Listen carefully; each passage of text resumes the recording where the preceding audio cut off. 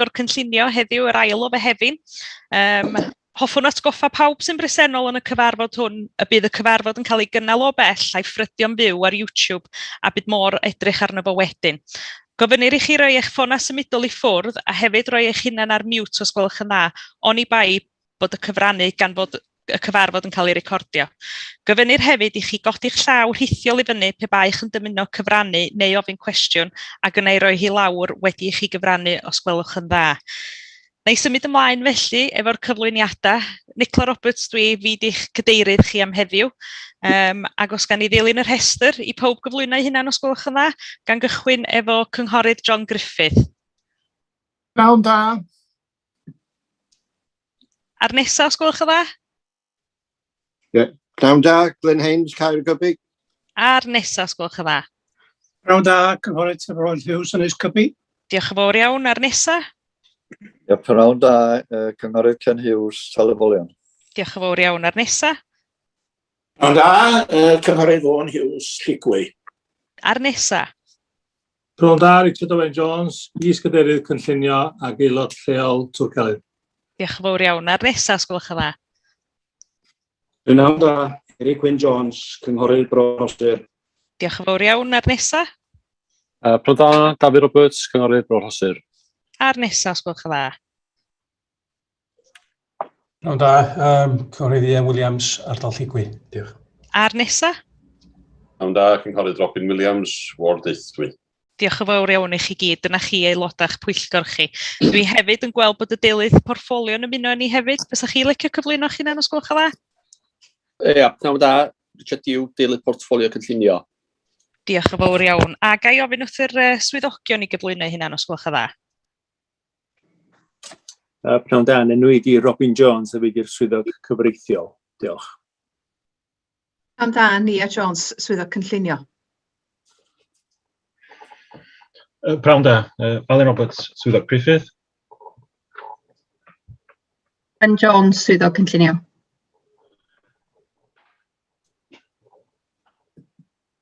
Diolch yn fawr iawn, dyna nhw'n swyddogion ni. Dwi hefyd yn gweld bod gynnon ni aelodau lleol yn ymuno ni, felly sa chi jyst licio cydnabod eich hunan. Mae gynnon ni'r arweinydd a cynghorydd Llunos Medi. Pnawn da, cynghorydd Llunos Medi, Ward Talafolion. Diolch yn fawr iawn. Cynghorydd Aled Morris Jones. Pnawn da, aelod lleol Twrcelyn. Diolch yn fawr iawn. Cynghorydd Alun Roberts. Pnawn da, Ward Seiriol. Diolch yn fawr iawn. Cynghorydd Alun Mymru. Pnawn da, Alun Mymru, Eithwy. Diolch yn fawr iawn. Cynghorydd John Arwel Roberts. Pnawn da, aelod yn Ysgybi. Diolch yn fawr iawn. Cynghorydd Meirion Jones. Pnawn da, Ward Eithwy. Diolch yn fawr iawn. Cynghorydd Brian Owen. Pnawn da, pawb. Brian Owen, Bro Aberfraw.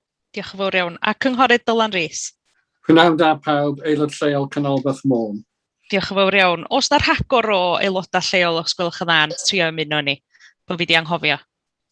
Bob Parry, Canolbarth Môn. Diolch yn fawr iawn, cynghorydd Bob Parry. Rywun arall? David Rhys yn Ysgybi. Pnawn da, bawb. Diolch yn fawr iawn i chi. Ac os na unrhyw un arall? Os dim, os na unrhyw ymddiheuriadau os gwelwch yn dda?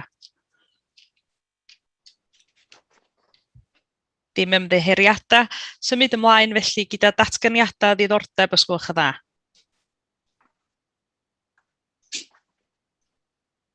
Neb yn datgan diddordeb? Wel, dwi'n methu dyn llaw yn un bryd, ond dwi'n datgan diddordeb ar 7.2 am yr un rheswm o'r trodwytha, a dwi'n perthyn agos i berchenog tu dros ffordd. Diolch yn fawr iawn, cynghorydd David Roberts. Felly fyddwch chi'n reidwch chi'n ar mute a troi'r camera i ffwrdd tra byddwn ni'n delio efo'r cais yma, ie, os gwelwch yn dda. Oes na unrhyw ddatganiadau diddordeb arall os gwelwch yn dda? Ia, madam cadeirydd, un ar y fath ar 7.2, Eric. Dim problem. Diolch yn fawr iawn i'r ddau yn chi am hynna. Gan i weld dan. Ia, champion. Mae hynna felly wedi cael ei wneud. Oes na rhagor o ddatganiadau ddiddordeb os gwelwch yn dda? Cynghorydd Aled Morris Jones. Diolch yn iawn, madam cadeirydd. Dwi'n datgan ar cais Christchurch dros y bol. Mi oedd na gwyn i mewn efo'r ombudsman i wneud efo'r cais yma ond mae'r gwyn wedi cael ei ddismisio yn yr ombudsman, a dwi wedi cael caniatad i siarad ar y cais yma yn yr amgylchiadau yma, achos dwi wedi bod yn trafod hyn gyda'r monitoring officer. Diolch. Gwych, felly jyst gwybodaeth oedd hynny lle. Diolch yn fawr iawn, Cynghorydd Aled Morris Jones. Oes na'r rhagor o ddatganiadau ddiddordeb os gwelwch yn dda? Na, gwych, champion. Symud ymlaen felly i'r rhif 3 ar yr agenda, sef cofnodion o'r cyfarfod blaenorol, sef y 5 o Fai. Oes na rhywun yn cynnig bod heini'n gywir i mi os gwelwch yn dda? Cynghorydd Vaughan Hughes yn cynnig bod nhw'n gywir. Oes na rhywun yn fodlon eilio os gwelwch yn dda? Cynghorydd Ken Hughes yn eilio, diolch yn fawr iawn. Cymryd felly bod na ddim gwelliant o gwbl, pob yn hapus felly i dderbyn y cyfnodion. Gwych, mae hynna wedi cael ei derbyn. Symud ymlaen felly o'r cyfnodion ar yr 18fed o Fai. Oes na rhywun yn cynnig bod heini'n gywir os gwelwch yn dda? Cynghorydd Ken Hughes yn cynnig bod nhw'n gywir, ac oes na rhywun yn fodlon eilio os gwelwch yn dda? Cynghorydd Robin Williams yn fodlon eilio, diolch yn fawr iawn. Cynnig felly bod heini'n gywir, ydy pawb yn cytuno? Yndi? Gwych, diolch yn fawr iawn.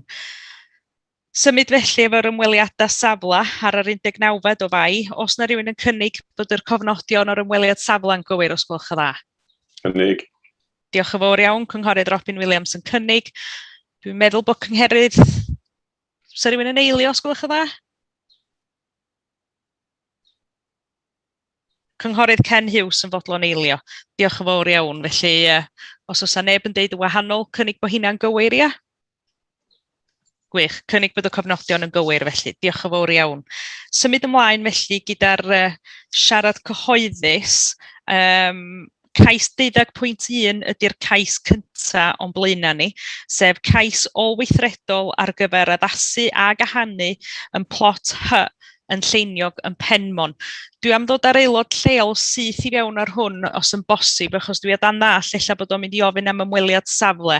Cynghorydd Alun Roberts, fysa chi licio dod syth i mewn os gwelwch yn dda? Iawn, diolch yn fawr. Fel ydych chi'n gwybod, mae y cais yma a mae yna cais arall yn dilyn, ond ei trin y thrafod hwn ar hyn o bryd wedi bod yn destun pryder mawr yn lleol, a hefyd wedi bod yn destun gorfodaeth. Be dwi'n galw ydy tegwch i'r fan leol a hefyd i'r datblygwyr y bod yna ymweliad safle yn digwydd fel bod y pwyllgor yn cael gweld yn union beth yw'r datblygiad. Fe gofiwch chi fe o'na gais arall fe oedd o'ch blaen chi rhyw ddeudis yn ôl a mi wnaethoch chi ganiatáu ymweliad safle ar gyfer y cais hwnnw. Gan bod yna ddau gais yn dilyn un ar ôl y llall, dwi'n mynd i aros fan hyn, cos dwi'n mynd i ail adrodd ei hun os dwi'n deud yr union un peth efo'r cais nesaf. So dwi'n bod yn gryno ar hyn o bryd a gofyn ymweliad safle os gwelwch yn dda. Diolch yn fawr iawn am fod yn gryno yn fanna. Mae'r cynnig felly gan yr aelod lleol yn gofyn i ni fynd am ymweliad safle fel pwyllgor. Oes na rywun yn fodlon cynnig mynd am ymweliad safle os gwelwch yn dda? Cynghorydd Trevor Lloyd Hughes, da chi'n cynnig yndych? Diolch yn fawr iawn. A Cynghorydd Robin Williams, dwi'n meddwl yn eilio. Dyna'n gywir? Cywir. Diolch yn fawr iawn. Felly, ni syth i bleidlais felly am ymweliad safle os gwelwch yn dda. Cynghorydd John Griffith, o blaid neu'n erbyn ymweliad safle os gwelwch yn dda? O blaid. Diolch yn fawr iawn. Cynghorydd Glyn Haynes, o blaid neu'n erbyn? In favour. Diolch yn fawr iawn. Cynghorydd Ken Hughes, o blaid neu'n erbyn? O blaid. Diolch yn fawr iawn. Cynghorydd Vaughan Hughes, o blaid neu yn erbyn? O blaid. Diolch yn fawr iawn. Cynghorydd Richard Owain Jones, o blaid neu'n erbyn? O blaid. Cynghorydd David Roberts, o blaid neu'n erbyn? O blaid. A Cynghorydd Ieuan Williams, o blaid neu'n erbyn os gwelwch yn dda? Ymddiheuriadau, Cynghorydd Eric Wyn Jones hefyd, o blaid neu'n erbyn? Unai dda. O blaid. Diolch yn fawr iawn. Just i mi am eich anghofio chi fanna wan dweud, mynd rhy sydyn. Diolch. Mae'r penderfyniad felly wedi wneud bod ni'n mynd am ymweliad safle. Felly gai ofyn i'r siaradwr cyhoeddus os fysa nhw fodlon dod yn ôl a'n arach ni mis nesaf ar y cais yma, os gwelwch yn dda.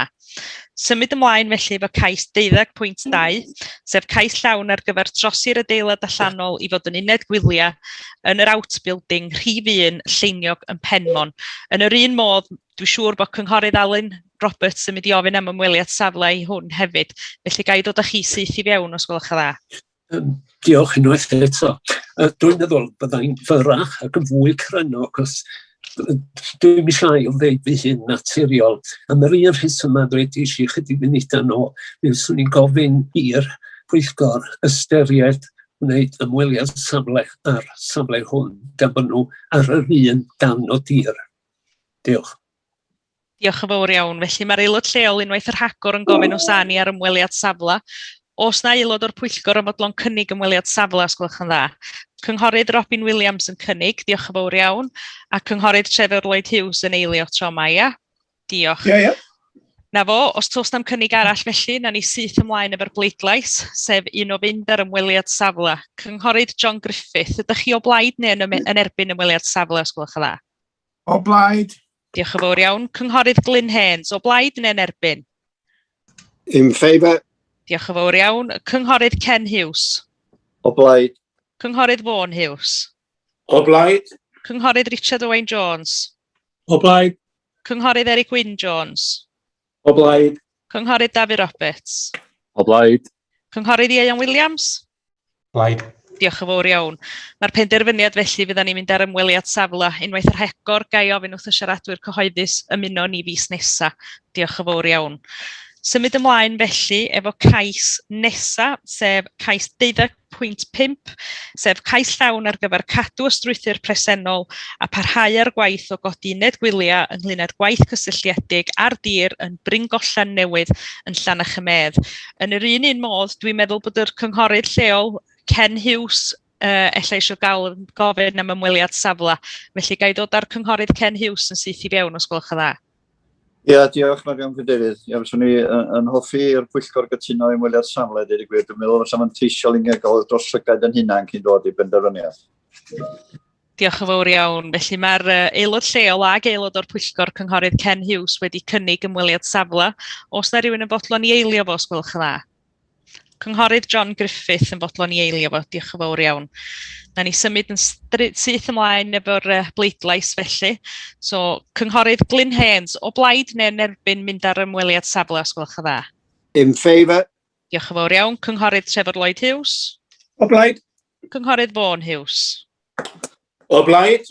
Cynghorydd Richard Owain Jones. O blaid. Cynghorydd Eric Wyn Jones. O blaid. Cynghorydd David Roberts. O blaid. Cynghorydd Ieuan Williams. Blaid. A cynghorydd Robin Williams. Blaid. Diolch yn fawr iawn. Felly, unwaith yr hagor, gai ofyn wrth yr siaradwr sy'n gefnogol ddod yn ôl mis nesaf i anarch y pwyllgor os gwelwch yn dda. Symud ymlaen felly gyda'r agenda. Sori, mae'n cadeirydd. Ymddiheuriadau.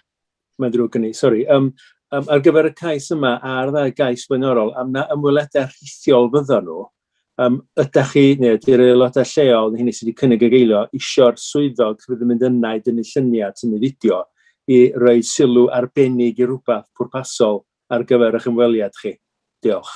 Gwych. Os ydyn nhw, gai ofyn wrth yr aelodau lleol i gysylltu'n uniongyrchol efo'r adran gynllunio i reid rhagwybod iddyn nhw o flaen llaw, ia?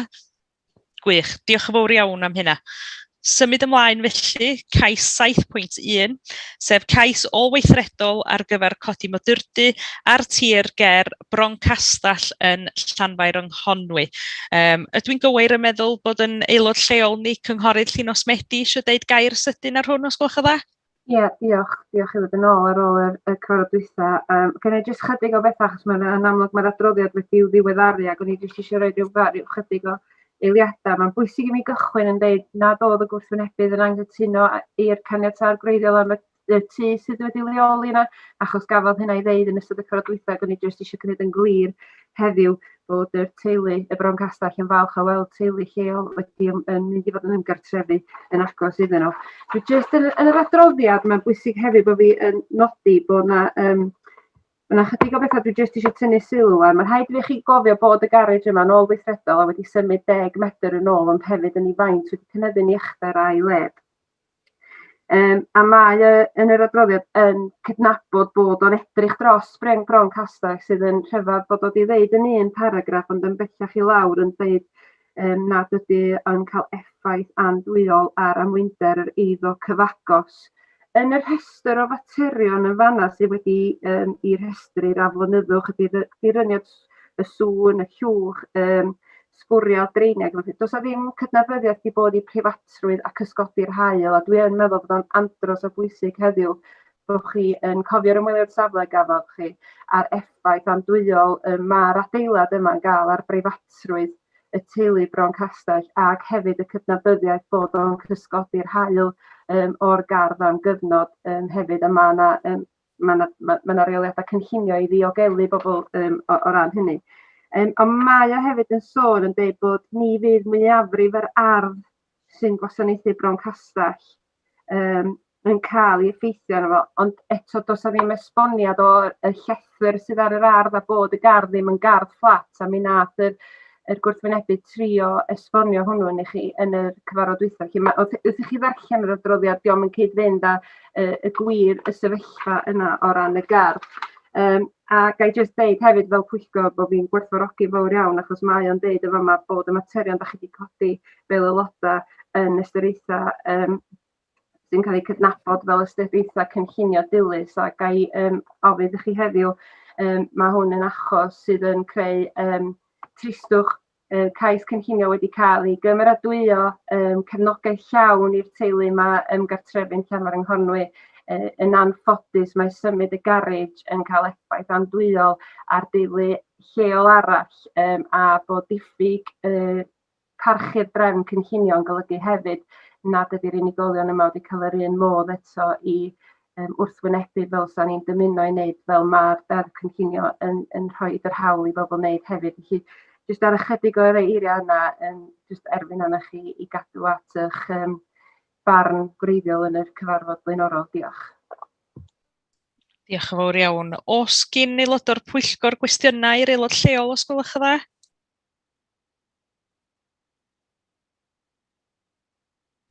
Os dim, felly gai ofyn i'r swyddog ddod yn syth i fewn, os gwelwch yn dda.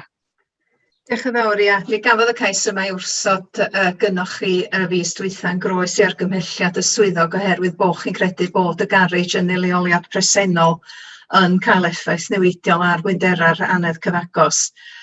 Mae'r adroddiad wedi ddarparu i chi mewn ymatab i'r rhesymau gwrthod, a mi welwch chi o'r adroddiad hwnnw bod y swyddog yn parhau o'r farn nad ydy'r datblygiad cyndrwg ag arwain at wrthodiad a bod materion o bryder mewn perthynas ag effaith ar gymdogion wedi cael eu llenyaru fel rhan o'r cais. Dwi'n tynnu'ch sylw chi at lythyr yn y pecyn sydd wedi ddarparu chi gan yr ymgeisydd sydd yn cefnogi'r cais. Mi gofiwch chi'r ymgeisydd a'r gwrthwynebydd a chanarchu yn y pwyllgor fis dwytha a'r gymhelliad o ganiatáu sy'n parhau heddiw. Diolch. Diolch yn fawr iawn. Os gyn aelodau'r pwyllgor unrhyw gwestiynau, os gwelwch yn dda?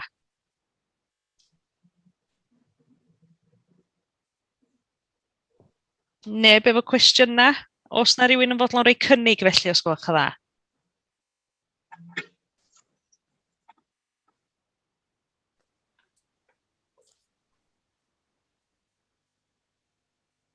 Cynghorydd John Griffith. Ia, os gael reid chydig o'ch sylwadau gychwyn, jyst i atgoffa'r pwyllgor beth ni'n ei drafod mis dwytha.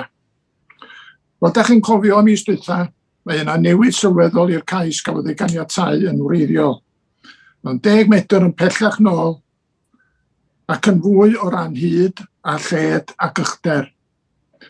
Mae'n o'n llawer agosach i gefn i tŷ Bron Castell, mond ychydig o fodfeddi at y ffin. Oherwydd y newidiadau, mae'n amlwg yr oedd angen caniatâd ychwanegol, ond dewisodd yr ymgeisydd peidio wneud hynny, nes ymwriad yr adran gorfodaeth, gan hefyd peidio ac yn gynghoriad perchenog Bron Castell. Gwelsom yn glir o'r ymweliad safle mod y modurdy hyd yn oed heb ei orffan yn anfarth ac yn rhoi cysgo drost ac i gymaru efo tŷ Bron Castell sy'n gymarol fychan. Drwy'r ffinast ar yr ochr, hyd yn oed os ydi ffrostio lle mae'n dal llecho gola drost Bron Castell, yn mynd a dŵad i'r modurdy gyda'r agosatwydd i Bron Castell yn golygu colled preifatrwydd. Fel dan nhw'n gwybod nad oes neb efo'r hawl i gadw golygfa, ond mae gan pawb hawl i breifatrwydd. Yn amlwg mae maint, lleoliad, y defnydd, yr agosatwydd, y sŵn o mynd a dŵad, a'r gor edrych o'r modurdy yn bendant o amharu yn sylweddol a fwyndera a phleser byw yn breifat i bresylwyr Bron Castell. Mae'r plot, fel da chi wedi gweld, y tŷ newydd, yn eitha mawr, reit sylweddol sy'n ni'n dweud, digon o le a llawer mwy addas i osod modurdy o'r fath, heb ymharu dim ar Bron Castell. Yn groes wrach i'r adroddiad o swyddogion, dwi dal o'r farn bod polisi P-2 o'r cynllun datblygu lleol ar y cyd yn berthnasol, gyda'r meini prawf yn nodi y gwrthodir caniatâd cynllunio lle bod ar datblygiad arweithedig yn cael effaith andwyol ar iechyd diogelwch neu fwyndera trigolion lleol, neu defnyddiad tir ac eiddo arall, neu gymeriad yr ardal, ac o weddill y dewisiadau andwyol gallwn ystyried oherwydd aflonyddwch, sŵn, ac mathau eraill o niwsans. Ac am y rhesymau mi egluro, dwi'n cynnig ein bod yn gwrthod y cais ôl-weithredol yma. Diolch yn fawr iawn. Cynghorydd John Griffiths felly yn cynnig bod ni yn gwrthod y cais yma. Cynghorydd Ken Hughes. Diolch yn fawr. Dwi'n gytuno efo ddau siaradwr blaenorol a dweud y gwir yn onest. Mae hwn o'n blaena ni hefo angen a dweud y gwir. Does ydi leoli yn y lle iawn yn y lle cyntaf, so ni ddim yn y fan yma heddiw. Dwi yn cytuno bod o'n effeithio yn negyddol ar fwynderau yr drws nesaf, a felly dwi'n hapus i eilio, John. Diolch yn fawr iawn. Felly mae gynnon ni gynigydd ag eilydd i wrthod y cais yma. Os gynnon ni gynnig arall os gwelwch y dda?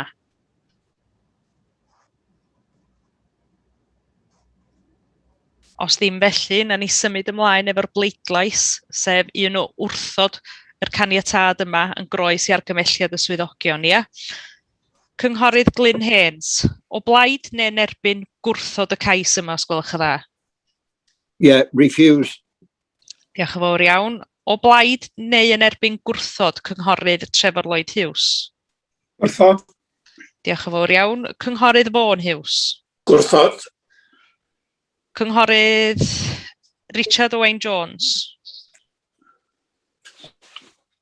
Gwrthod. Diolch yn fawr iawn. Cynghorydd Eric Wyn Jones? O blaid yr fath am isbetha. Cynghorydd David Roberts? Gwrthod. Cynghorydd Ieuan Williams? Gwrthod. A cynghorydd Robin Williams? Gwrthod. Mae'r cais yna felly wedi cael ei wrthod. Dim ond i jecio efo'r swyddog ar twrna, ydy'r rhesymau wrthod yn glir ac yn deg? Ydy, diolch yn fawr iawn. Diolch yn fawr iawn. Felly, symud ymlaen felly gyda'r cais nesaf ar yr agenda, sef cais 7.2, cais ôl-weithredol ar gyfer cadw gwaith periannag o greu llai'n caled a defnydd storio amaethyddol a defnydd datblygiad a ganiatáir fel safle cys car ynghyd â chadw'r addasiadau a wnaed i'r fynedfa i gerbyda a'r dir yn Cae Prydderch yn Llanfair Pwll. Dwi o dan all bod yr aelod lleol cynghorydd Meirion Jones eisiau siarad ar y cais yma. Ga i ddod ar aelod lleol i fewn os gwelwch y dda? Diolch, Madam Cadeirydd. Dwi'n aros i rwy'n sydd o fod diddordeb. Ymddiheuriadau. Cynghorydd Eric Wyn Jones? Sgwch chi dda, plis. Y chi sy'n reid hwn off ta beth a fi? Chi. Dych chi angen reid eich sŵn i ffwr a reid y camera i ffwr a gadael y cyfarfod mae'n ei ofyn. Na fo.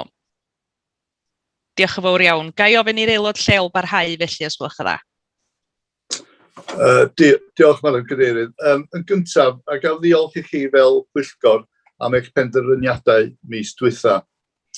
Mae'n siŵr i chi gofio beth wedais i yn y cyfarfod diwetha nad yw'r cofnodion yn ailadrodd air am air.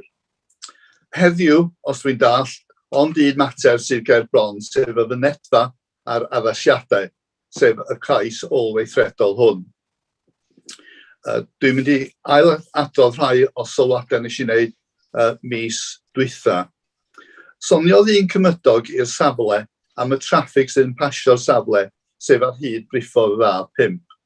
Diwedd wythnos diwethaf, cyfrodd y wythnos diwethaf cyn y cyfarfod diwethaf. Cyfrodd mewn cyfnod o chwarter awr, 88 o gerbydau yn pasio, ac mewn ail cyfnod o chwarter awr, 95 o gerbydau. Dywedodd y cymydog wrthyf bod ymddygiad yr ymgeisydd a'r cais hwn yn sarhad ar y cyngor wrth anwybyddu'r rheolau cynllunio a chario ymlaen neu ffordd ei hun. Os caniateir y cais hwn, bydd yn agor y giat i bob ffarmwr wneud car boot sale. Wedyn, yn yngeiriau fi'n hun, wrth gwrs mae angen gwneud yn glir rhwng y datblygiad ei hun a'r ffaith mae cais ôl-weithredol ydi o. Mae angen ystyried natur neu sylwedd y cais, beth bynnag y broses. Rhaid i mi gyfeirio at yr argymelltid i ganiatáu'r fynedfa. Mae'n siŵr y byddai pob cae amaethyddol ar Ynys Môn ac ymhellach yn gallu manteisio o gael mynedfa lletach. Nid ydy hynny yn reswm am ganiatáu cais tebyg na'r cais hwn.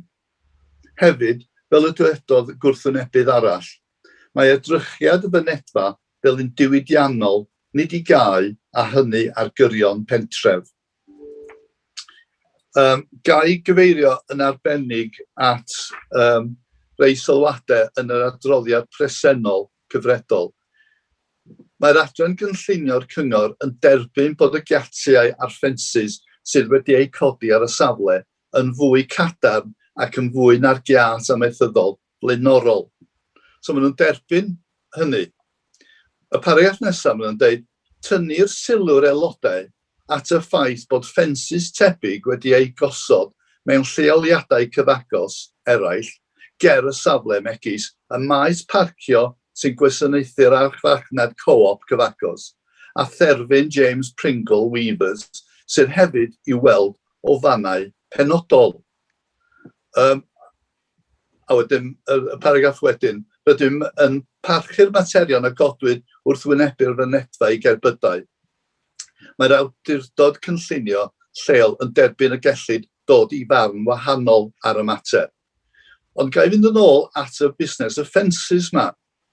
Pen nes i ddarllen yr adroddiad, haid mi fod yn hollol onest, doeddwn ni ddim yn adnabod y lle fel hynny.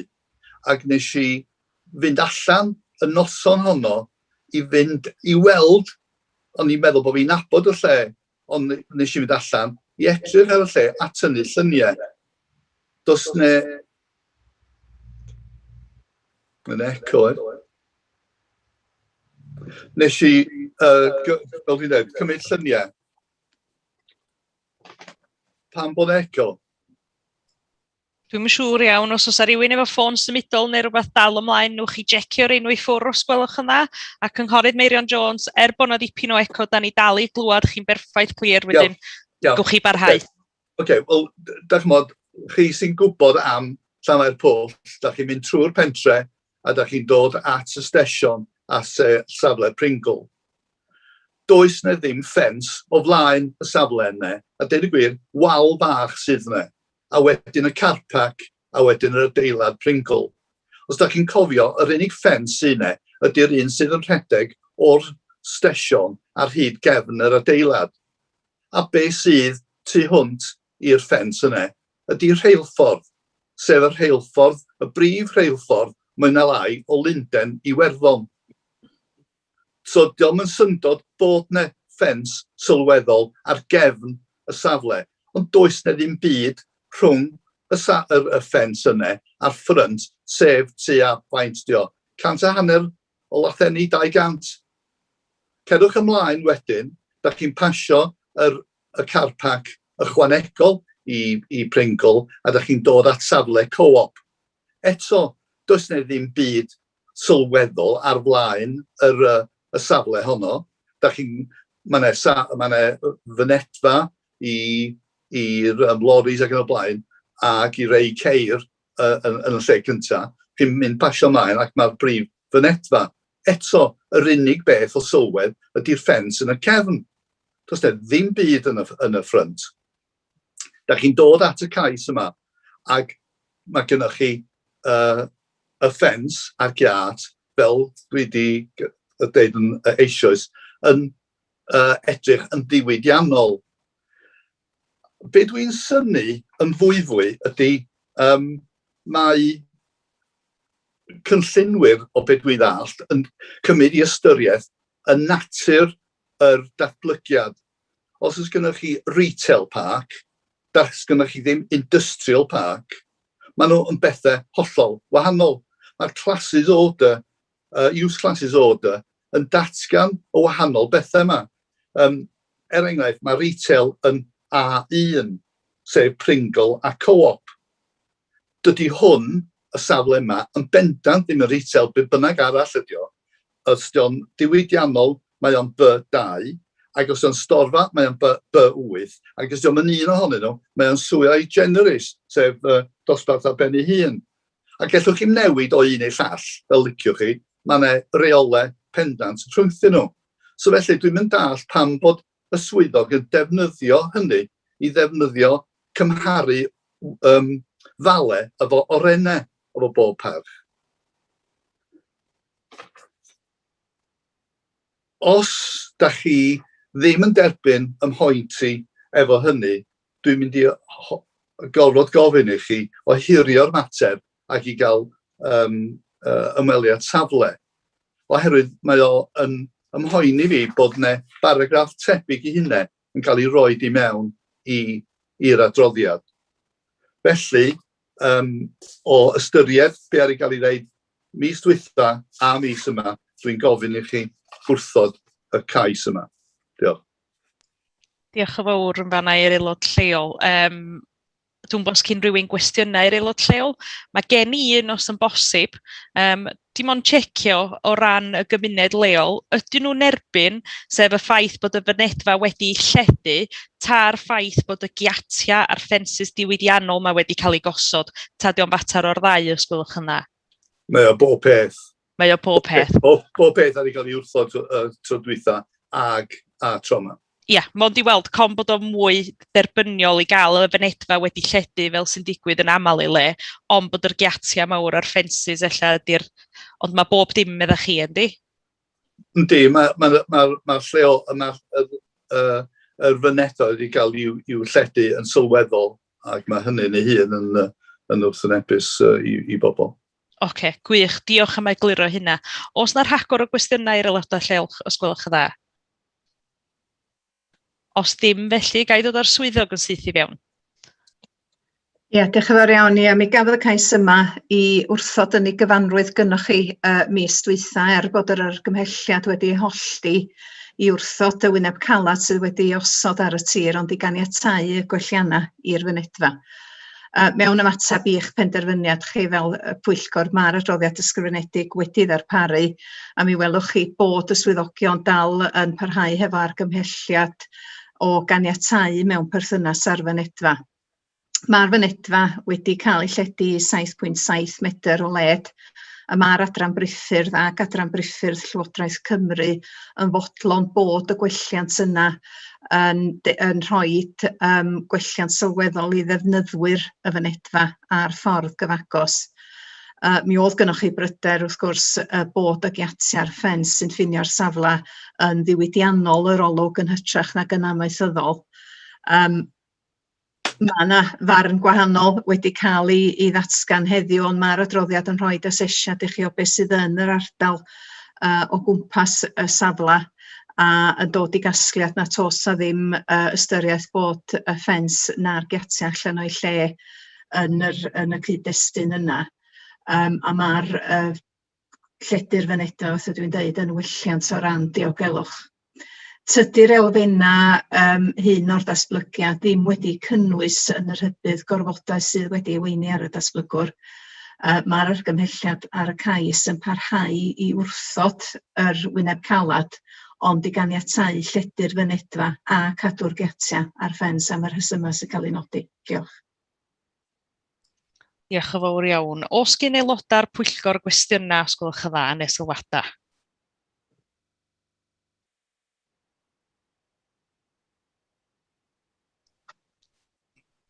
Cynghorydd Trevor Lloyd Hughes, ydych chi'n codi'ch llaw? Wel, iawn. Dwi methu dall sut mae'r swyddogion, a dwi'n rhoi bai o'r swyddogion, fi sydd eich ddim yn dall digon, sut ydych chi'n medru splitio y ddau yma i fyny. Enghraifft, os y gais am y ddau, mae wedi cael ei wrthod o weithredol. Felly, os oes rhywun yn rhoi taliad i fewn am cynllunio, os y ddau daliad wedi cael ei wneud fan hyn, ta dim ond un. Os ydych chi yn gweld o lle dwi'n dod o, mewn un adag, ydych chi'n dweud bod yna gwrthod yr mynedfa, bod ni yn cytuno fo'r mynedfa, ac fel arall yr cae. Dwi'n hollol cytuno fo'r cae, mae hwnna yn ôl weithredol, ond efo'r giat, beth sy'n pysglio fi, a dwi'n bod yn meddwl ers mis dwytha fod nhw'n osgoi, sut ydych chi yn wahanu rhwng y ddau, y giat a hynna. Dwi'n gweld bod gwelliant yn y giat, ond fel ydych chi'n dweud fi sy'n y ddiweddar yma yn sbio, a ddim digwydd pasio hynny. Ac mae haid mi ddeud mae'r giatia ddim rei ffarm di hynna, rei diwydiannol, e-bos nag o'n i bai, ond dyna'n hymladau fi ar hyn o bryd. Diolch yn fawr iawn. Ia, dwi'n meddwl beth ydych chi'n drio ddeud ydy fel arfer, da ni'n delio efo ceisiadau cynllunio yn ei gyfawnrwydd fel maen nhw'n cael ei reid o'n blaenau ni dydyn. Ia, diolch. Ga'i da swyddog i fewn os gwelwch yn dda? Ia, diolch yn fawr. Mi ydan ni fel rheol yn rhoi dyn argymhelliad i chi, ond mae o'n briodol lle mae amgylchiadau yn caniatáu i hollti argymhelliad. Yn yr achos yma, mae gennych chi ddau elfen ar wahân i'w gilydd mewn ffordd, bod nhw wedi cyfuno fel un cais cynllunio, a mae ffïoedd ar geisiadau cynllunio cael ei gweithio allan ar beth i'n natur y datblygiadau yn eu cyfanrwydd. Mae'r elfennau yn medru cael ei gwahanu.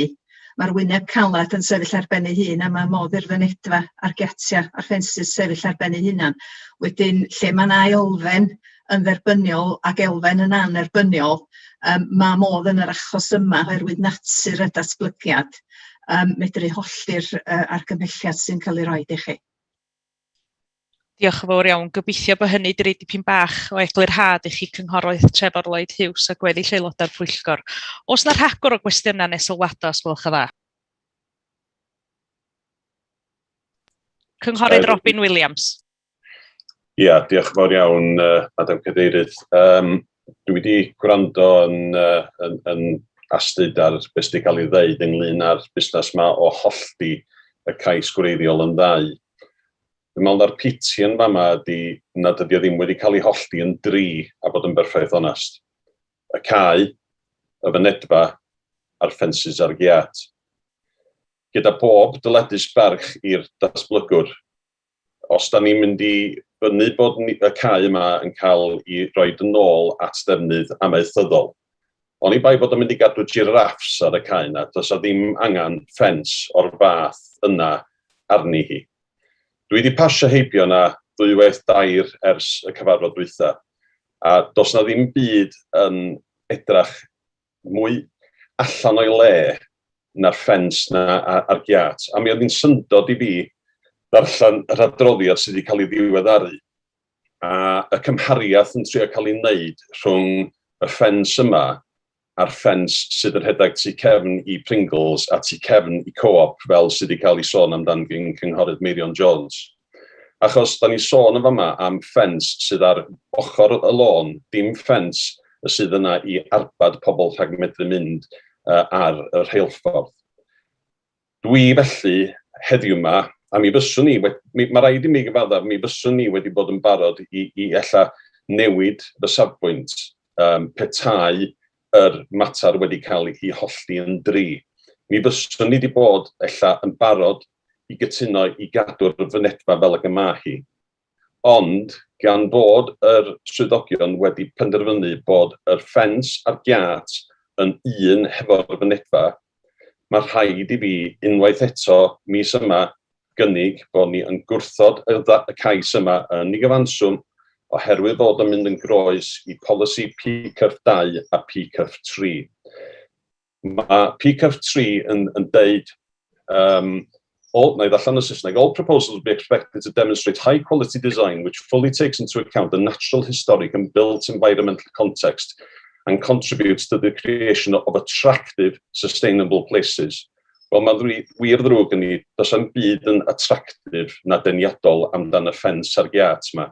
A gan bod heini wedi cael ei byndlo mewn hefo'r fynedfa, dwi'n cynnig, fel nes i mis dwytha, bod y cais yma yn cael ei wrthod yn ei gyfanrwydd. Diolch yn fawr. Diolch yn fawr iawn. Mond i fod yn glir, os na modd cael barn gen y swyddog a'r cyfreithiwr bod rhaid gwrthod hwn yn y modd yna, ta os na modd gynnon ni fel pwyllgor i gynnig, fel mae cynghorydd Robin Williams wedi dweud, bod ni'n gadael y fynedfa o ran y lled, ond bod yr giatia a'r tir ei hun yn cael ei wrthod. Mae modd i chi hollti 3 ffordd os nad yna y ffordd da chi'n dymuno ar gymhelliad sydd wedi cael ei roed i chi. Mae'r swyddogion o'r farn bod y giatia'r ffensys a lledu'r fynedfa yn dderbyniol, ond os ydy'r pwyllgor o'r farn bod lledu'r fynedfa enghraifft yn dderbyniol, ond y giatia'r ffensys ddim, mae modd i chi hollti y penderfyniad ymhellach na sydd wedi i gynnig i chi yn yr argymhelliad sydd ger bron. Diolch yn fawr iawn. Gai ddod ar cynghorydd Robin Williams felly yn ôl yn dilyn y cyngor yna, os gwelwch yn dda? Ia, iawn, diolch yn fawr iawn, a diolch am y cyfarwyddyd yna ar y sail yna felly, ta mi na i newid yng Nghynnig, a hynny ydy bod ni yn derbyn bod y fynedfa, a dim ond y fynedfa fel ag yma hi yn dderbyniol, tydi'r ffensys na'r giat ddim yn dderbyniol, a bod na amod neu beth bynnag yn mynd i mewn i ddeud bod rhaid tynnu'r ffensys a'r giat o na, a rhoi ffens a giat mwy traddodiadol i mewn yn ei lle nhw, a hefyd bod ni'n gwrthod yr datblygiad ar y cae ei hun, wedyn dwi'n hapus i newid y cynnig ar sail hynny. Diolch yn fawr iawn. Felly mae yna welliant ger yn bron ni, sef un o wrthod y llain calad, wrthod y ffensys a'r giatia, ond caniatad lledu'r fynedfa. Os na rhywun yn fodlon eilio'r cynnig yna, os gwelwch yn dda? Dwi'n fodlon eilio hynna. Diolch yn fawr iawn. Cynghorydd Richard Owen Jones yn eilio. Mae ddrwg iawn gyda fi, cynghorydd Meirion Jones, am bod chi'n aelod lleol, sgynna fi'm hawl i ddod â chi nôl i fewn, mae'n ei ofyn. So mae rhaid i mi ofyn i chi bod distaw am ychydig os gwelwch yn dda. Ymddiheuriadau am hynny. Deirydd, cael ofyn cwestiwn? Cwchtad, cynghorydd Ian Williams. Y cynnig gan y cynghorydd Robin Williams oedd gadael lled y fynedfa fel y gymau o, ond i roi giat amaethyddol, ie? Ia, dwi'n meddwl na dyna sy'n gywir. Giat amaethyddol, rhywbeth mwy traddodiadol i'r ardal, ac felly bod ni'n gwrthod y llain calad a gwrthod yr giatia a ffensys presennol, ia? Iawn, so'r unig wahaniaeth rhwng be oedd yna cynt ac be fydd yna yn y dyfodol ydy lled y fynedfa. Ia, cywir. Ia. Oce, diolch. Oce, felly mae gynnon ni gynigydd, mae gynnon ni eilydd. Os na gynnig arall os gwelwch yn dda gan aelodau'r pwyllgor?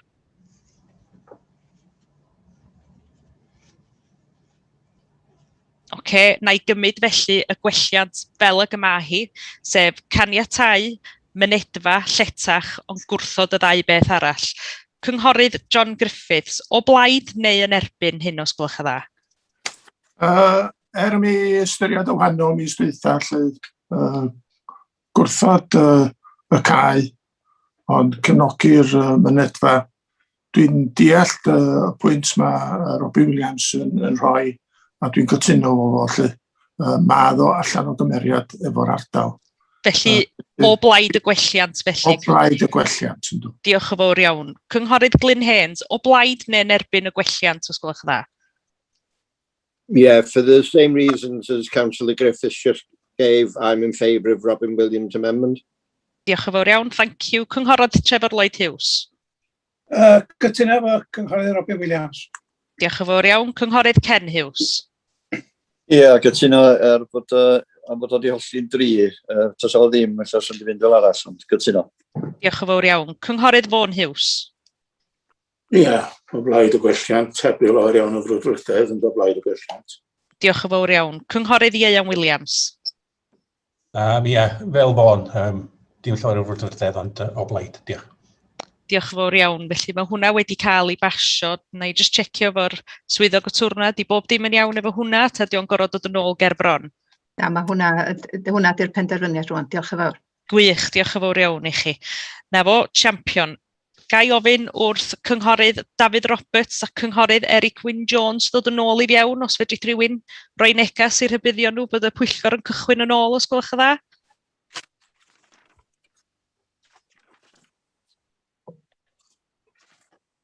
A ni jyst rhaid chydig o funudau iddyn nhw gael ail ymuno ni, os gwelwch yn dda, ia? Helo. Diolch yn fawr iawn, croeso nôl, cynghorydd David Roberts. Just disgwyl wan ydy cynghorydd Eric Wyn Jones hefyd wedi ail ymuno ni, os gwelwch yn dda?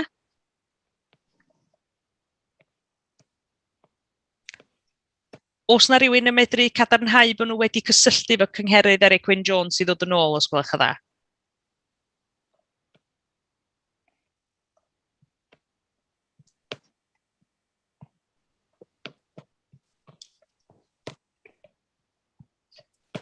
Os na rhywun wedi cysylltu â cynghorydd Eric Wyn Jones, os gwelwch yn dda? Neu os na rhywun yn medru gwneud?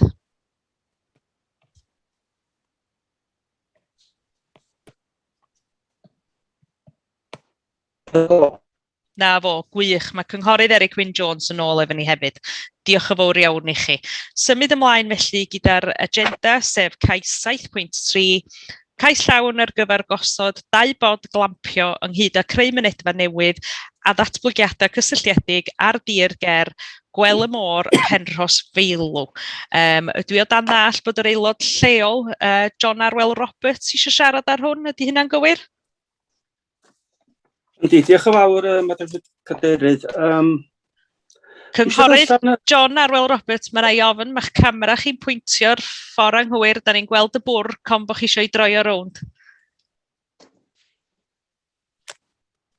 Na fo. Ti'n am well? Mae'ch camera chi weld i ffwr rwan, mae rai ofyn. Oce, da eiliad. Dim problem, dyrwch o'r mute tra bo chi'n yn gwneud y newidiadau os da chi isio.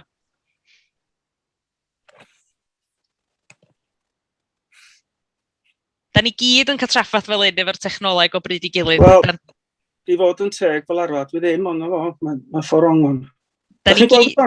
Da ni mond yn gweld y bwr, mae'n ei ofyn cynghorydd John Arwel Roberts, ond da ni'n eich clywed chi'n glir, wedyn dwi'n gwybod os da chi eisiau siarad, neu os da chi eisiau eistedd ochr arall. Na ddechrau ni fi. Dim problem, gwych. Os da chi'n clywed fi, iawn. Da ni'n clywed chi'n berffaith glir, so cariwch ymlaen. Iawn, diolch yn fawr. A diolch hefyd i'r pwyllgor am weld y safle yn rheithiol bythefnos yn ôl. Dwi am darllen llythyr i ddechrau gan Mr and Mrs Ward Davies o Skye. Mae'n gyd yn Saesneg. So, dear councillors, my wife, children and I live at Gwel y Môr, Penrhos Feilw, Holyhead, and have done so since October 2019. We moved from Valley with our 3 children, having fallen in love with the property and the land surrounding it. I was born and raised in Holyhead, and I have always shown concern for my local community. I am a current serving police officer in Anglesey. I am passionate about any factors that may have a negative impact on the area. As a family, we are in awe of the encompassing landscape, and we feel truly blessed to be able to raise our family in Penrhos Feilw. We are keen to start a small, intimate business in our field consisting of a maximum of 2 wooden glamping pods. Each pod is for the maximum of 2 persons and it would consist of a shower room, kitchenette, bed and a small table and chairs. To maintain the integrity of the landscape, we have found a local supplier who custom builds pods which can have wheels mounted when the time comes to relocate them out of season. We have found a fantastic solution to deal with wastewater by means of a flat tank. It is designed to collect grey and black waste from the pod with no mains sewer connection. Its flat, slide-under design allows it to be positioned above ground, tucked underneath the glamping pod. We have also incorporated a system called Grass Road, which would diminish the need for any hard standings on the land for the parking area. 2 electric charging points have also been added to encourage guests to travel with an electric car. Cycle racks are also included to promote visitors to bring their bicycles and make use of the vast cycle routes spanning Anglesey. We are already planting hedges and trees along the perimeter of the field to not only provide screening from the road, but to encourage and form habitats for local wildlife. We have great relationships with all our neighbours and no one has any objections to our project. We applied for full planning permission on the 12th of October 2020 and were truly devastated when we were refused due to the following 3 points. The first point states that the site is not well sited due to the fact there are no local bus stops or payments within walking distance. The site is right next to a popular cycle route and dozens of cyclists pass our property hourly. Despite there being no pavements, copious amounts of walkers and runners pass our property every day without problems. We as a family completed several traffic surveys during daytime hours in August 2020 and counted every motor vehicle and bicycle that passed the site. The average number of motor vehicles that passed the site every hour was 108 and bicycles was 12. We can only presume that this number will increase in the future due to the investment that has been made at South Stack Visitor Centre and the COVID-19 restrictions being lifted. We do not believe that 2 extra vehicles would have any negative impact, especially if either or both were electric vehicles. The second point is that we need to have a business idea that can be connected to the pods. For example, having a fishing lake on the land so anglers would use the pods to stay while using the fishing lake. We do not have a fishing lake, and to create one would go against many of the other planning policies. Our market is aimed towards cyclists and hopefully astronomers too. The site has no light pollution and would be a fantastic spot for people to stargaze. The final point is in relation to our neighbour. We feel very passionately about noise pollution and would not tolerate any rowdy behaviour or loud noise which would cause a negative impact. To combat this, we have chosen to have a maximum occupancy of only 2 persons per pod.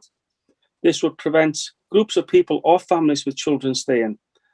We would never install any kind of outdoor hot tub or similar, which is notoriously responsible for rowdiness and noise. We cannot express enough how frustrating it is to walk past so many properties within 1.5 miles of the site who have caravan sites with no other business connections. The impact that a single white caravan has on the landscape and environment is far more imposing than a wooden pod and far less sustainable. We are trying to create an environmentally friendly, intimate glamping site with a maximum of 2 pods and only 2 persons per pod, which will blend into the landscape. Thank you for taking the time to listen to our statements. Yours sincerely, Mr Richard Ward-Davies and Mrs Gemma Ward-Davies. So dyna llythyr dwi wedi cael gen yr ymgeisydd i'r allan a beth ydy. Ond dwi am cario ymlaen os gai yn Saesneg, dwi wedi sgwennu pob beth i lawr yma, dwi eisiau dweud. I fully support this application for the siting of 2 glamping pods at Gwellamore, Penosweilu. I think the applicant has made the relevant points very well in his letter, which I have just read. There's not a great deal I can add to it, but as you can see in the reports pack, no statutory body has objected to the proposal, despite it being in an area of AONB. Indeed, the landscape advisor for the council had no response to make. The ecological and environmental advisor gave conditional approval, as did Highways and Transportation Officer.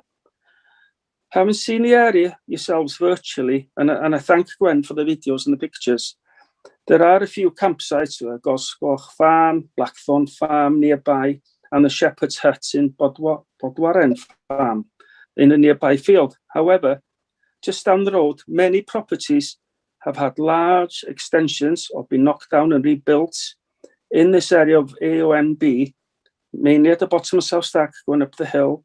And of course, very soon, a decision will be made regarding Model Ice, which in all likelihood, if approved, will drive coach and horses through the AONB. But that's another story. The main criteria for refusing this application were its siting was not well suited, as it was obtrusive with no screening and not a site of high quality development. As mentioned in the SPG for tourism, facilities and accommodation, this SPG is currently still unadopted. It may carry some weight, I don't know, but it's currently unadopted as stated in the report, but to be fair, by Gwen herself. And it's a personal matter of opinion, open to each individual to interpret this SPG. As for the screening, as mentioned in the applicant's letter, they've already started to plant hedges and trees. And yes, I agree, it does take some time, but some things go quicker than others. Another reason for refusal was there would be a need to avoid any hard standing as part of the proposal. Again, the pods are going to be on wheels, which can be moved about. You've just heard in the letter that they've got the grey and black matter waste on tanks strapped underneath the pods. And they're using the new design, what's known as the grass road, which is used on many sites around the island and cannot be seen visually without any forensic examination. Really can't really tell it's there. It just looks like grass. Sustainability. Policy P5, the sustainable development. This supports development which is consistent with sustainable development principles. And yes, I have to agree, one of which principles is the need to reduce the need to travel by private transport. However, as we know, there are no bus routes. We've heard how many cars pass there every day, and especially on the weekend. It's a well-known Sunday afternoon, let's go for a quick 20 minutes round the island. Most people in Holyhead do that quite often, and it's a well-used road. They are going to try and attract walkers, bird watchers, cyclists, as I mentioned, stargazers, and they're having charging points for electric cars. Paragraph 311 of TAN 18, transport, states, and it's in capital letters, most developments should be developed in places accessible by a range of travel modes. Does this mean that some development is okay? When I did my planning training many, many years ago, we were taught by a planning barrister, and it's been mentioned 101 times anyway in committees over the years, the applications were white, is okay, black, not okay, and you've got the grey areas, and that's what mostly planning applications in committee deal with, are the grey, which are open to interpretation. This is clearly grey, and when we look at the reports which use the word could, should, might, may, again, it is the officer's interpretation with all due respect. However, it can be seen in another way as well. Finally, it was mentioned it would have a negative impact on the close neighbours. They have not objected. I have not had any objections. To read the third recommendation for refusal is very difficult to accept, actually, because it states this, stating that the development would have an unacceptable impact on the health, safety and amenities of the immediate residential properties. Again, this is very subjective. the applicant is willing to abide with any restrictions imposed by the committee and have already alluded to 2 persons only per pod, noise restrictions, etc.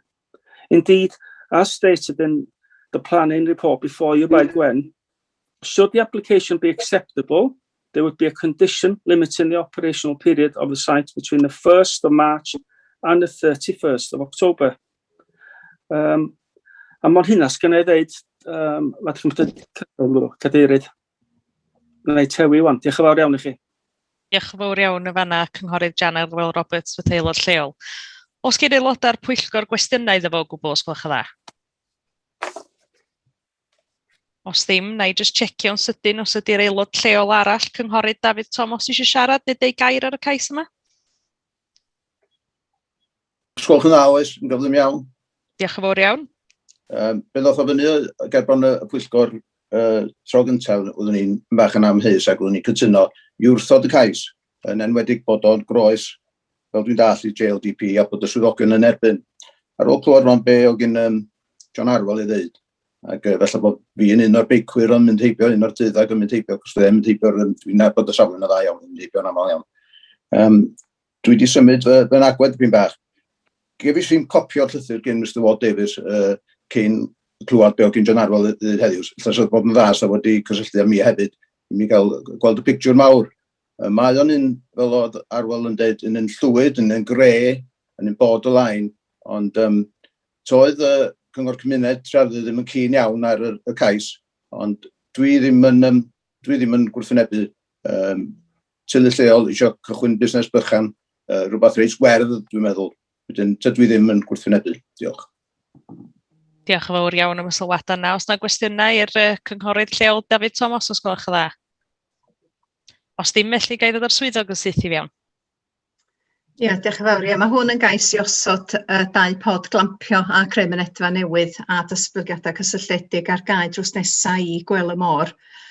Mae o wedi leoli yn y cefn gwlad agored o fewn yr ardal o harddwch naturiol eithriadol ar arfordir Ynys Cybi, a mi gafodd ei alw'r pwyllgor gan y Cynghorydd John Arwel Roberts a buach chi yn ymweld yn safle yn rhithiol fis dwytha.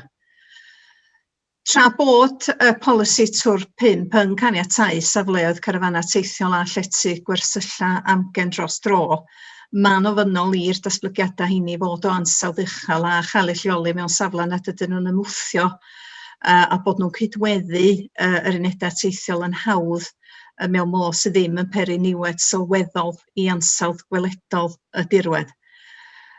Mae'r adroddiad yn ystyried y bydda'r unedau yn weladwy iawn ac yn newidiol i'r dirwedd agored o amgylch safle, ac bod na yn y cais gynnig tirlunio, mae yna bryder wedi ddatgan gan y swyddog tirlunio y bydda unrhyw fwriad yn cymeryd rhai blynyddoedd i sefydlu sgrin effeithiol os o gwbl oherwydd natur arfordirol y safle.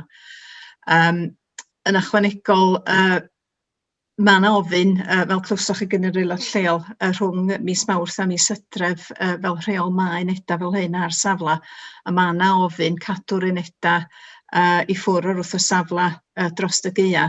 Y bwriad y fan hyn ydy cadw'r unedau ar y safle bod nhw'n cael eu symud oddi ar ganol y cae ei hun, yn ymyl y cae, ydy'r bwriad i cadw nhw, felly bydden nhw'n weladwy drwy gydol y flwyddyn y fan hyn hefyd.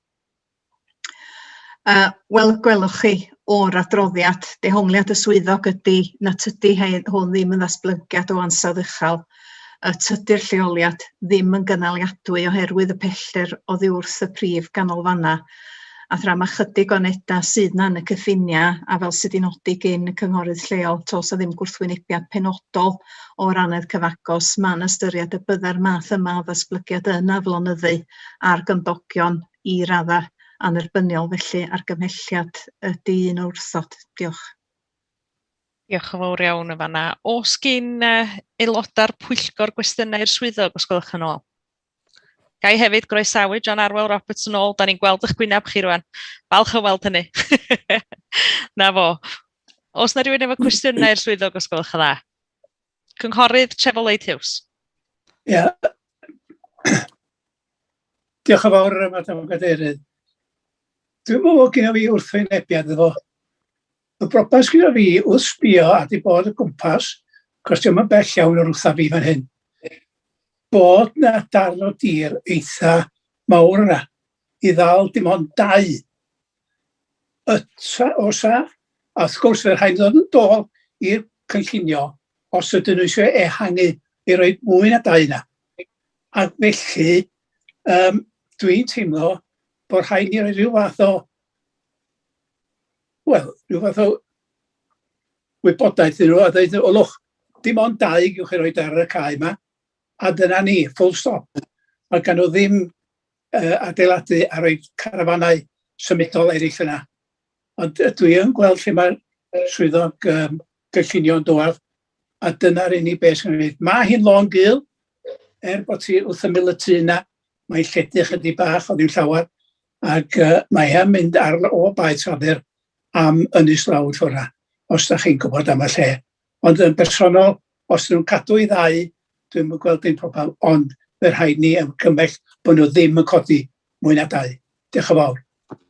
Diolch yn fawr iawn. Ydy hynny'n bosib gael ofn y swyddog neu'r twrna i reid amod o'r fath bod na ddim, dwi'n bod, datblygiad i'r dyfodol yn cael ei reid ar y safle?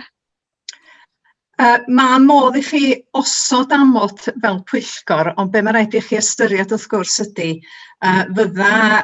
os pe bydda yna gais pellach yn dod i mewn i ychwanegu at y niferoedd ar y safle, fydda'r amod yna'n dal dŵr mewn y pel enghraifft. Unwaith chi wedi derbyn yr egwyddor o ddatblygu ar y safle, tydi'r polisi yn benodol ddim yn cyfyngu ar niferoedd. Wedyn, os da chi'n derbyn bod 2 uned yn dderbyniol y fyma, pa wahaniaeth mae rhaid 1 yn ychwanegol neu 2 yn ychwanegol yn mynd i wneud o ran yr effeithiau. Ydy hynny dal yn gynaladwy fel datblygiad? Ydy hynny yn mynd i gael mwy o effaith ar y dirwedd na mae'r 2 ydych chi yn feddwl bod chi'n gyfyngu ar hyn o bryd? Wedyn, swn i'n ystyried o ddifri iawn ydych chi yn cyfyngu yn fan hyn a derbyn yr egwyddor. Achos unwaith mae'r egwyddor yna, mae'n anodd iawn i chi fedru stopio dim byd pellach, dwi'n credu, a dangos bod na effaith andwyol yn codi o ychwanegiad bychan pellach i'r datblygiad. Diolch yn fawr iawn. Os gen aelodau'r pwyllgor rhagor o gwestiynau neu sylwadau i'r swyddog, os gwelwch yn dda? Cynghorydd John Griffith? Ia, tra wrach yn dwi'n bod rai o'n ni lle wrach yn ffafrio'r cais fel hyn. Rhaid cofio hefyd bod o allan yn cefn gwlad agorad. Gwelson ni o'r lluniau gawson ni ystod yr ymweliad safle. Ardal arbennig o hardd. Mae'n lwcus iawn lle bod tywydd yn braf iawn, lle yn heulog. Ond yn ardal arbennig o hardd. Ac rhaid ystyried lle yn ofalus os da ni yn meddwl ymharu ar y fath golygfeydd a'r llefydd fel hyn. Ond be swn i'n poeni amdan ydy'r ffaith bod yr ofn o sefydlu cynsail lle fysa llefydd tebyg yn cael ei codi neu ryw ceisiadau tebyg ar draws yr ynys, a dyna peth dwytha da ni isio lle. Felly ydw i yn personol yn cytuno efo argymhellion y swyddogion a bod ni ac yn cynnig bod ni'n gwrthod y cais yma. Diolch yn fawr iawn, Cynghorydd John Griffith. Felly mae yna gynnig o wrthod y cais yma. Os yna rhagor o gwestiynau neu os yna rhywun yn fodlon eilio'r cynnig yma, os gwelwch yn dda? Icla. Cynghorydd Ian Williams.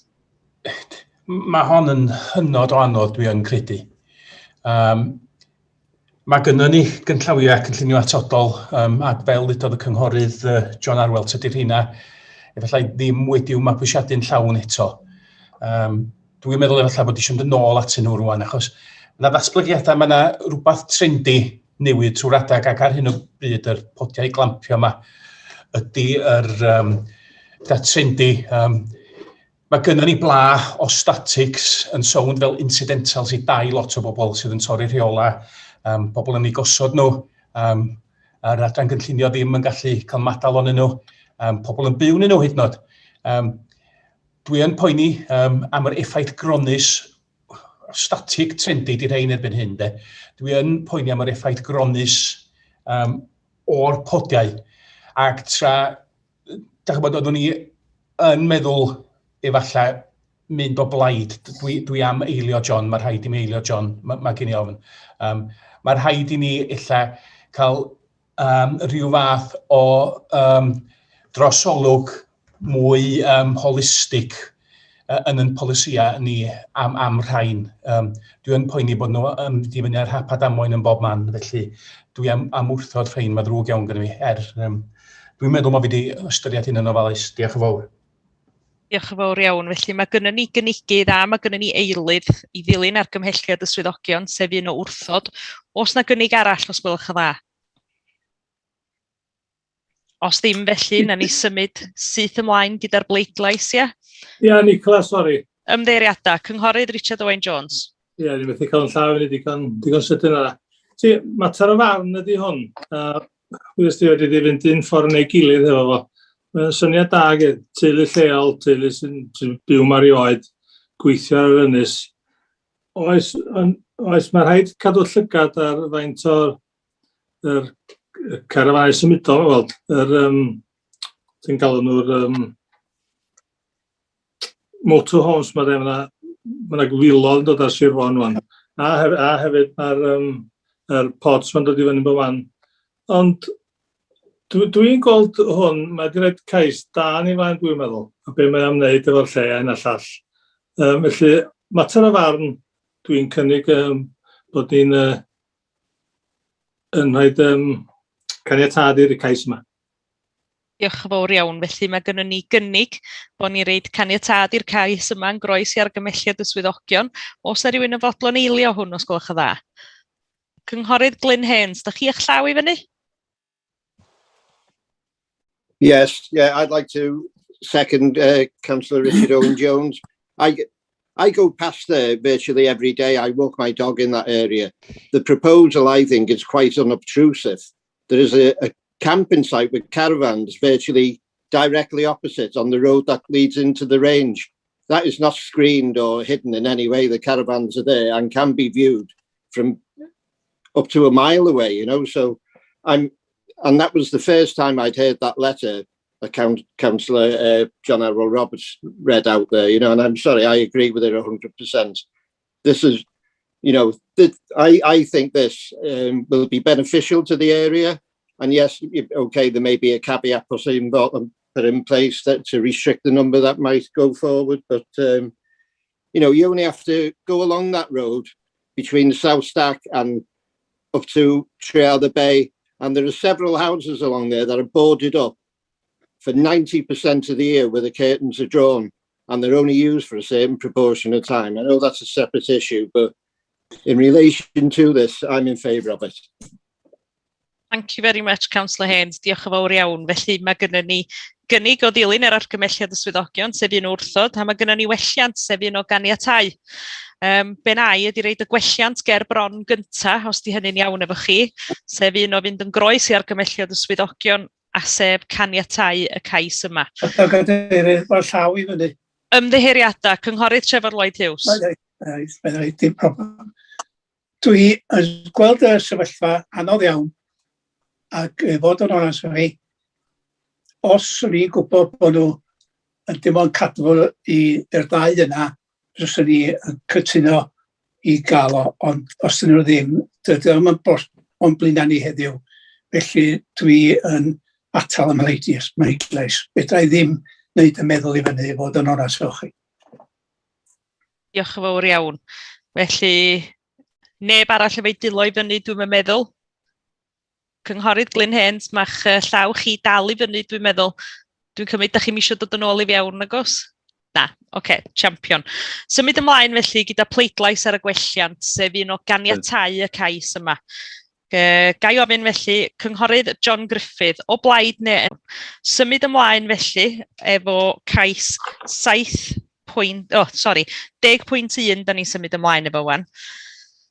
Sef cais llawn ar gyfer cynllunio diwydiedig ar gyfer codianedd a ganiatawyd gynt dan gais amlinellol rhif 34C 716 a chais materion a gadwyd yn ôl rhif 2 blaen slais 9 ar dir ger Pen y Bryn yn Rhos Meich. Ga i ddod ar swyddog yn syth i fewn os gwelwch yn dda?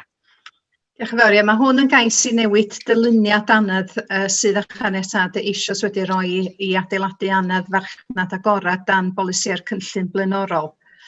Mae o'n tynnu'n groes i bolisi tai 6 gan bod y polisi hwnnw rwan. Policy tai 6 because it's only affordable housing that can be built in clusters. Permission was given to open market housing before the current JLDP. There aren't any objections, but the period does run until the 23rd of the month. The application is considered to be acceptable and there won't be any additional effect on the amenities of neighbours or the wider area. So although it does technically contravene policy Tai 6, because the details are acceptable and that there is a fallback position, and dealing with any comments received during the promotion period, the recommendation is one of approval. Thank you. Do members of the committee have any questions for the officers on this application? If not, is anybody willing to make a proposal? Councillor Robin Williams.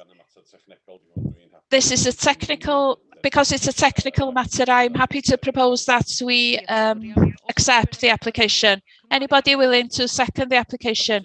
Councillor Ken Hughes, yes, I'm happy to second. Any other proposals? If not, just a question, Councillor Ian Williams.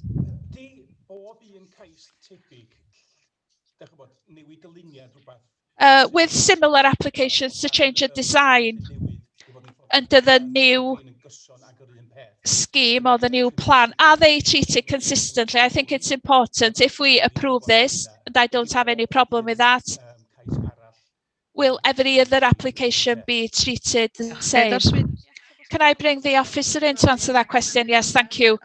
We do have a number of similar reports that are presented to the committee every month. These are technically in contravention of the creation of condition 03 passing bays, 05 nesting birds and of planning permission reference 29C8J conversion of outbuildings into 2 holiday units and a dwelling so as to allow submission of details after the development has commenced, and variation of condition 03 to provide 1 passing bay, not 2 passing bays at Stable Bach, Llanfaethlu. Can I bring the officer in, please?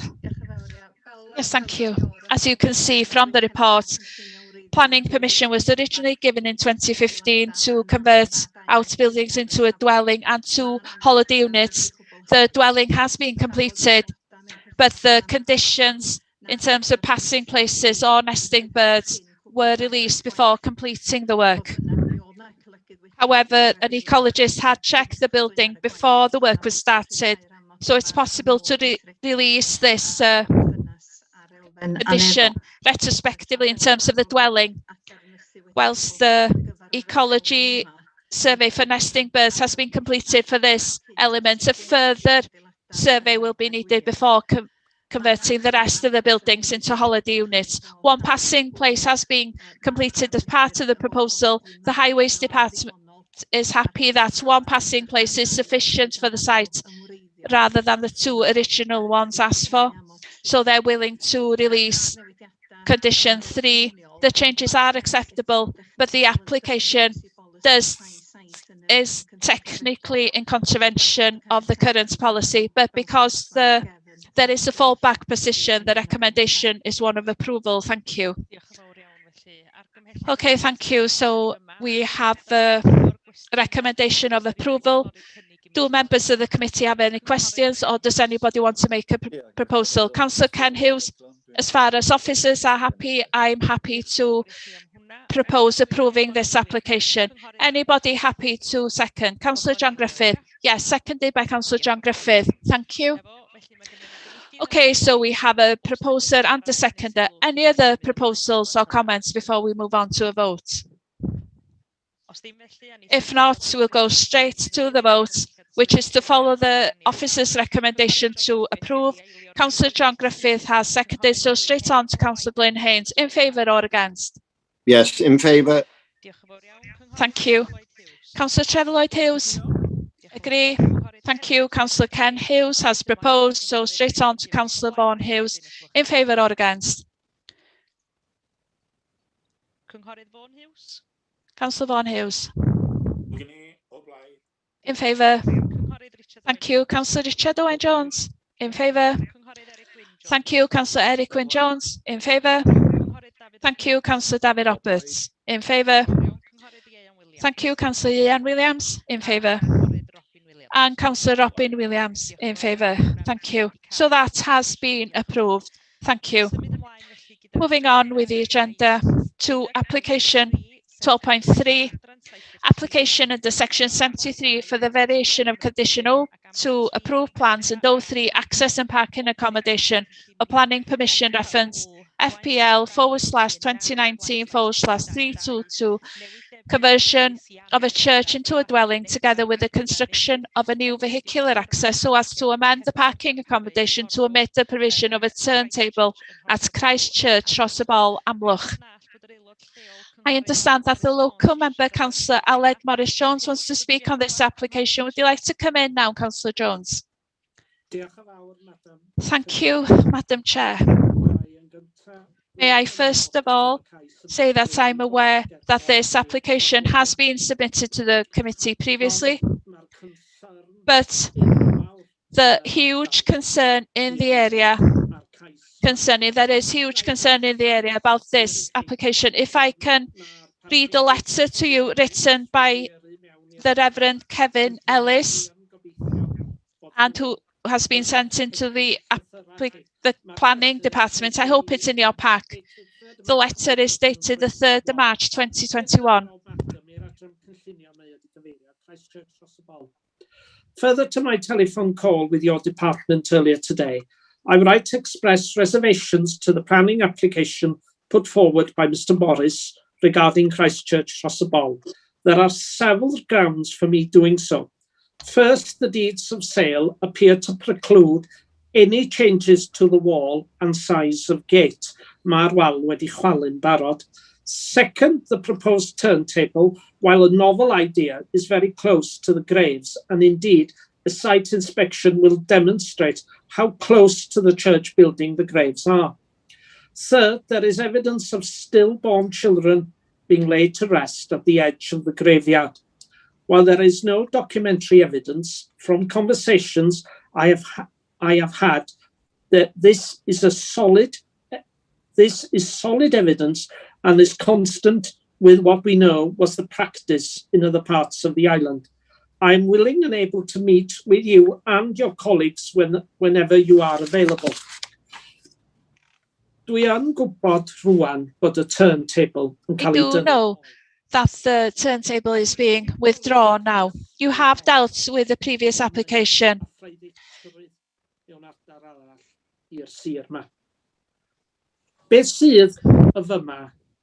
What we have here is ensuring respect for the dead. The cemetery surrounds the church in every direction, and also the cemetery still accepts burials. But what I am asking, and asking you respectfully, is to reconsider the conditions on this application, that the conditions are more severe, and so that you can see the situation. I'm pleading for you to have a site visit once again, so that you can see how close the graves are. If you remember, a number of us were concerned about the turntable at the time, but that was accepted. I do think it would be worthwhile having a virtual site visit, another virtual site visit, and then that you consider the planning conditions to be imposed on this application. There's a lot of concern in the area and further afield because the graves do surround the church and come right up to the church walls. So I'm pleading with you to hold the site visit. You've dealt with a previous application concerning privacy. This application concerns respect for the dead.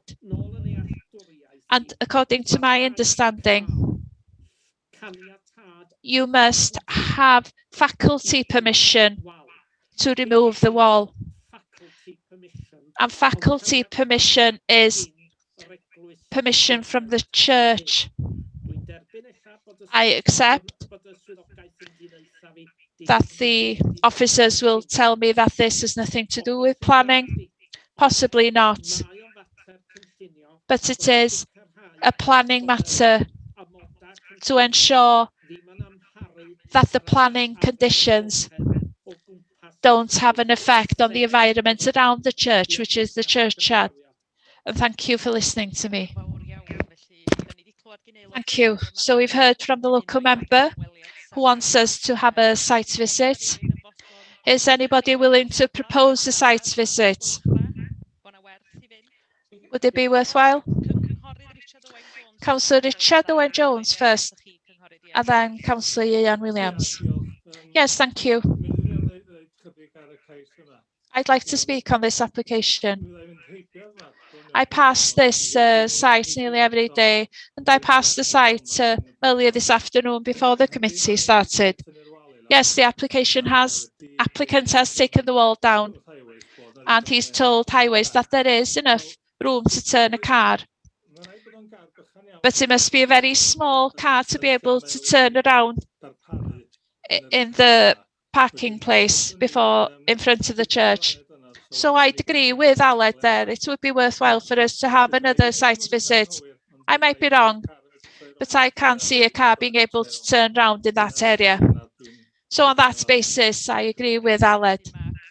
So Councillor Richard Owen-Jones has proposed a site visit. Councillor Ian Williams next, please. I want to know which more strict conditions that the council is proposing. I agree with Richard Owen-Jones. There isn't room to park a car there and to reverse. I'd like to see the wall and the gate being reinstated straight away, to be honest, if that is the church rules. I know the area very well. Apologies, this was my fault. I didn't allow you to ask questions to the local member. So can I ask the local member to respond to Councillor Ian Williams? Yes, Madam Chair, I'm in your hands as a committee and the officers. But I think the issues would become more apparent once you have visited the site and once you've seen how difficult it would be to park by the church. I don't want to prejudge, but I want you to see for yourself that destruction has taken place by knocking this wall down. And once again, how close the graves are. And then you can come to your own decision. But I do ask you please to visit the site so that you can see how difficult it is. In all the years I've been a councillor, I've never spoken on an application for the second time once permission has been given. But I think this is a very serious issue. And that's why it deserves you to consider having another site visit. Thank you. So there has been a proposal for a site visit from Councillor Richard Owen-Jones. Is there a seconder? Yes, I am happy to second. Councillor Ian Williams. I have a question if you don't mind. Yes, please come in, Councillor David Roberts. In the pack, there is an access plan There's a swept path that shows the Volvo V40 driving in, reversing, and turning around and driving out. There is a plan in the pack. You look at the site, and to a degree you'd say you'd never get a car in there.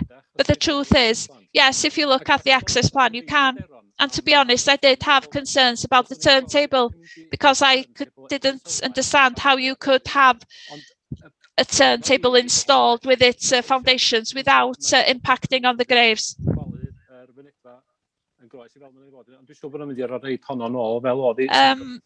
I'm sure that they will reinstate the entrance after completing the work. I'm sure the video is still on the website, but if you look at the video, you would say you'd never get a car in there. But the plan does show that it is possible. But so you can't argue with what's in that plan there.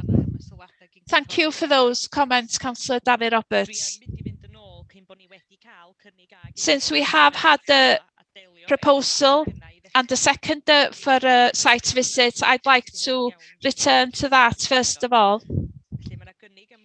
So there's a proposal for the site visit, so we'll have a vote on that. Councillor John Griffiths, in favour or against the site visit? In favour of a site visit. Thank you, Councillor Glyn Haynes. Yes, in favour of a site visit. Thank you, Councillor Trevor Lloyd-Hughes. In favour?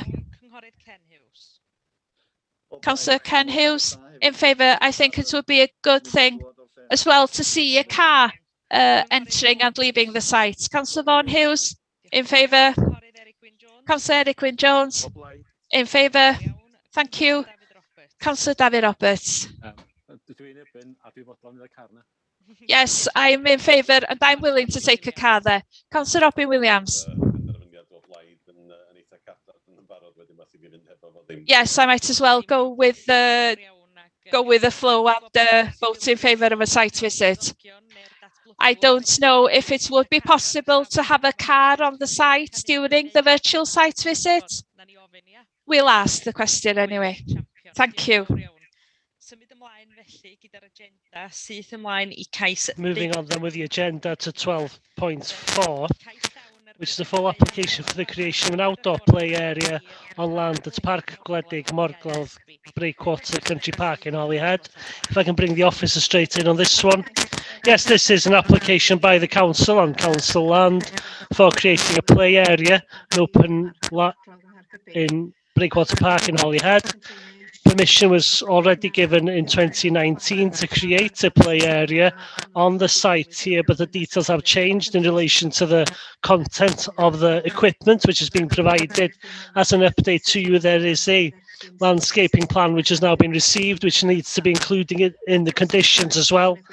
There are no objections from local residents to the intention, but the local member, Councillor Bob Llewellyn-Jones, has referred to transport concerns in the area and the effect on the AONB, including the dark skies.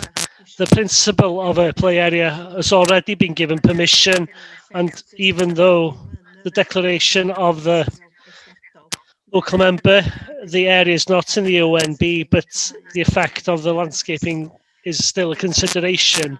However, the play area is located within the main site of the park, and its day use probably is the intention, so there won't be any detrimental effect on the area or the dark skies as a result of the. So it's a recommendation of permitting here today. Thank you. Can I bring the Councillor Glyn Haynes straight in, please? His hand is up. Yes, I'm unequivocally in favour of this. I think, the Breakwater Park is a massive resource and facility for the local community, as well as people that come from away. The locals use this on a daily basis, and especially in the good weather. I know it's not a planning term, but to me, this is a no-brainer. This has got to be accepted. I've run this by young families in the locality. What's planned for there, and there's a lot of excitement for the families in relation to the children as well, so I propose acceptance of this. Thank you very much, Councillor Haynes. Diolch yn fawr iawn, Cynghorydd. Thank you, Councillor Haynes. Do members of the committee have any other further questions at all? Councillor Ken Hughes. Apologies. Councillor Ken Hughes first of all, then Councillor Trevor Lloyd Hughes. Yes, agree with Councillor Glyn Hayes and happy to second. Thank you very much for that, Councillor Trevor Lloyd Hughes. Yes, I agree totally. There's room there to develop the sports area for children especially, and I think it's very important that we do so. And the only thing is the road towards the location, but having said that, I think a play area there is more beneficial than the road at the moment. Thank you. So we have a proposer and seconder there. Is there anybody with any other questions on the application at all? If not, we'll go straight to the vote. So moving on to propose the recommendation of approval, Councillor John Griffin. Apologies if I can just come in. Councillor David Thomas has his hand up. Apologies because David Thomas is not a member of the committee or local member. I don't think he has the right to speak, I'm afraid. Can the solicitor advise? Only if you want to exercise your discretion, but no, usually it's only the local member. I was just raising the matter so David could. Thank you, Vice Chair, for being careful better than I at that point. Moving on, therefore, if that's okay with the vote, which is propose the recommendation of approval. Councillor John Griffith, in favour or against, please? In favour. Councillor Glyn Haynes, proposed. Councillor Trevor Lloyd Hughes, in favour. Thank you. Councillor Ken Hughes is seconded. So straight on to Councillor Vaughan Hughes, in favour or against, please? In favour. Thank you. Councillor Richard Owen Jones, in favour. Councillor Eric Wyn Jones. Councillor Eric Wyn Jones, are you still there? In favour or against, please? In favour. Thank you. Councillor David Roberts, in favour. Councillor Ian Williams, in favour. And Councillor Robin Williams, in favour. Thank you very much. That application has therefore been permitted.